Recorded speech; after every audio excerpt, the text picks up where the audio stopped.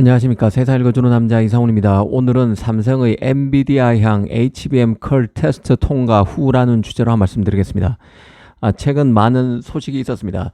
먼저 삼성의 HBM3 컬 테스트가 끝나고 삼성이 사실상 양산체제에 돌입했다는 소식이 나왔습니다. 여기에서 이 HBM이 8단인지 12단인지는 언급되지 않았습니다. 그런데 삼성이 아직 컬 테스트가 진행 중이라는 식으로 신중한 반응을 내놨는데요. 하지만 시장에서는 이미 삼성이 컬 테스트 8분 능선을 거의 넘고 사실상 마무리 단계인 것으로 보고 있습니다. 문제는 이 제품이 8단인지 12단인지 여부인데요. 8단의 경우는 이미 하이닉스와 마이크론의 제품이 들어가고 있는 상황입니다. 그래서 사실 중요한 것이 12단인데요. 8단, 12단 얘기가 두루 나오지만 결국은 12단 싸움입니다. 12단이 생산성이 더 높은 상황에서 8단은 의미가 낮을 수밖에 없는 것이죠. 더구나 삼성은 00년이 8단의 경우는 하이닉스가 이미 캐파의 대부분을 차지하는 상황이라 표준 칩에서 맞춤형 칩 성격이 강하게 가미되고 있는 HBM에서 삼성이 엔비디아 코어를 받기 힘든 요인 중 하나라는 식의 언급을 한 적도 있습니다. 결국은 12단 제품의 컬 테스트 결과가 중요한데요. 정황상 가능성이 높아지고 있는 것이죠. 높다고 보는 것입니다. 결국 삼성이 부인하긴 했지만 이번에 삼성의 양산 체제 가동이 임박했다는 소식이 나왔다는 게 정황상 긍정적인 근거로 꼽을 수 있고, 또 최근 삼성 CTO가 한 행사에서 좋은 결과가 나올 것이라며 엔비디아 컬 테스트 통과를 시사하는 발언도 내놓은 적이 있습니다. 아시다시피 HBM3 12단 제품은 H200 GPU와 호퍼 다음 GPU인 블랙엘 GPU인 B100에 탑재되는 HBM 제품입니다. 일전에 트렌드포스가 삼성이 엔비디아로의 HBM 납품은 메모리 상강 중 가장 늦었지만 대용량인 12단 HBM3 양산과 납품은 하이닉스, 마이크론보다 더 빠를 수 있다는 관측을 내놨는데요. 실제 이뤄질지 지켜볼 필요가 있습니다. 이 삼성으로서는 HBM 고객으로 엔비디아를 찾게 되면 기존의 AMD에서 포트폴리오가 한층 강화되는 것으로 볼 수 있습니다. 마이크론의 올 3월과 5월까지, 3월에서 5월까지 HBM 실적을 보면 아직은 역부족입니다. HBM 매출이 하나 1억 달러에 그쳤는데요. 이 하나 1,400억 원 수준입니다. 마이크론으로서는 AMD HBM을 납품하기는 여전히 힘들 것으로, 여건상 힘들 것으로 봅니다. 캐파도 안 되거니와 이번 엔비디아 향 HBM 매출에서 보듯 수율이 낮을 것으로 보이기 때문에 엔비디아 한쪽으로 납품하기도 버거울 것으로 봅니다. 마이크론은 올해인 2024년은 물론 2025년에도 캐파가 매진된 상태고 올해는 HBM에서 수억 달러, 25년에는 내년인 25년에는 수십억 달러 매출을 일으킬 것이라고 얘기는 했지만 이번 분기 실적을 보면 마이크론의 HBM 수율은 생각보다 확실히 낮을 가능성이 높기 때문에 이런 전망 자체도 고지고대로 보기는 조금 힘들다는 생각입니다. 현재 HBM 구도를 놓고 보면 하이닉스의 엔비디아, 삼성의 AMD 구도입니다. 그리고 앞으로는 엔비디아 내 구도도 삼성 대 하이닉스로 변화할 가능성이 크다는 생각입니다. 문제는 내년에 양산되는 HBM4인데요. 주의해야 할 포인트가 바로 HBM4 제작과 관련해서 하이닉스와 TSMC가 더 밀착할 가능성입니다. 내년에 양산되는 HBM4는 여러 번 말씀드린 대로 제일 밑단에 있는 베이스 다이에서 GPU에서 수행되는 계산 기능이 일부 수행되게 됩니다. 이 베이스 다이는 5나노에서 만들어지는 것이죠. 메모리 업체인 하이닉스는 이 베이스 다이를 직접 만들 수 없어서 TSMC에 맡겨야 합니다. 파운드리인 TSMC가 HBM4부터는 메모리 시장에도 한 달이 걸치게 되는 셈입니다. 삼성으로서는 이런 하이닉스와 TSMC 간 파트너십이 HBM의 엔비디아 납품에 보이지 않는 장벽으로 작용할 여지가 큽니다. 삼성으로서는 베이스 다이를 비롯해서 모든 HBM을 스스로 만들 수 있어서 장점이 있습니다. 하지만 이런 장점도 사실은 엔비디아의 AI 칩, 즉 GPU를 삼성 파운드리가 수주해야 극대화될 수 있는 장점으로 볼 수 있습니다. 원스톱 턴키 수주의 진정한 메리트를 구현할 수 있기 때문에 그런데요. 이런 점도 주목해서 HBM 경쟁을 볼 필요가 있습니다.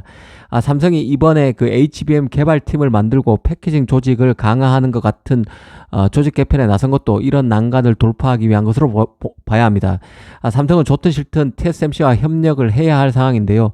이 전공정에서 엔비디아 GPU를 수주하지 못하는 삼성 입장에서는 HBM과 GPU를 함께 패키징하는 TSMC와 5월 동주 같은 관계를 형성할 수밖에 없습니다. 특히 하이닉스와 마이크론의 노골적 견제가 계속될 것이고, TSMC는 메모리 시장에서도 영향력을 발휘하기 위해서 삼성이 HBM에서 위상이 커지는 것을 견제할 수밖에 없습니다. 은밀한 경제를 TSMC도 할 수밖에 없다는 뜻입니다. 이런 상황에서 삼성이 위상을 키워야 하기 때문에 이런 조직 개편, HBM 개발팀이나 패키징 조직 개편 같은 것이 단행됐다고 보는 것이죠. 이 삼성의 경우는 메모리 칩 설계, 파운드리를 모두 하고 있습니다. 칩의 설계와 조합이 중요한 시점에 이는 어마어마한 강점이 될 수 있습니다.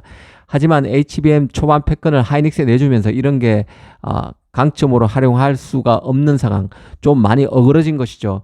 삼성은 자체적으로는 HBM4를 다 만들 수 있지만 엔비디아의 HBM을 가장 많이 납품하고 있는 하이닉스는 그렇지 않습니다. TSMC에서 만들어야 하는 것이죠. 이미 대만 언론은 TSMC가 HBM4에 들어가는 베이스 다이 수주로 메모리 모멘텀을 맞이하게 됐다는 식의 긍정적인 기사를 쏟아내고 있습니다.